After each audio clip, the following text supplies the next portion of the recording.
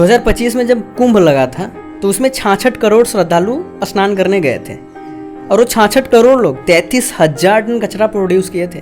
और 33,000 टन मतलब समझ रहे हैं कितना? एक हाथी देखे ऐसे 6,500 हाथी के बराबर ये कचरा हुआ था। और इतना कचरा अगर प्रोड्यूस हुआ है तो नेचर और गंगा जी के साथ साथ हम इंसान को भी बीमार करेगा। बहुत से लोग पानी पीने के लिए नदी के ऊपर डिपेंडेंट रहते हैं और बहुत से लोग खेती करने के लिए भी नदियों के पानी का इस्तेमाल करते हैं।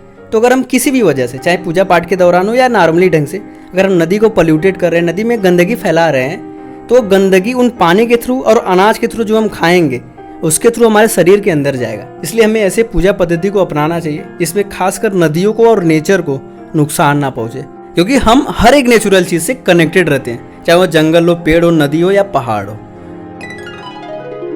और जानते हैं हमारे ढोंगीपन का सबसे बड़ा एग्जाम्पल क्या है? कि 100 करोड़ लोग लगभग भारत में हिंदू है और हिंदू लोग गंगा जी को माँ कहते हैं, यानी माँ गंगा।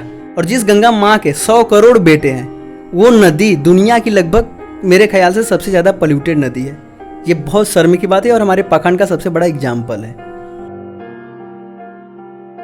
और जानते हैं सस्टेनेबल पूजा यानी बिना प्रकृति को नुकसान पहुंचाए पूजा हम तब कर पाएंगे जब हम स्वार्थियों और ढोंगियों से दूर रहेंगे, जब हम विवेकानंद जी और बुद्ध भगवान का सहारा लेके खुद से अपने धर्म को समझने की कोशिश करेंगे, उन्हें जानने की कोशिश करेंगे कि हमारा धर्म आखिर में कहता क्या है, क्या असली पूजा है।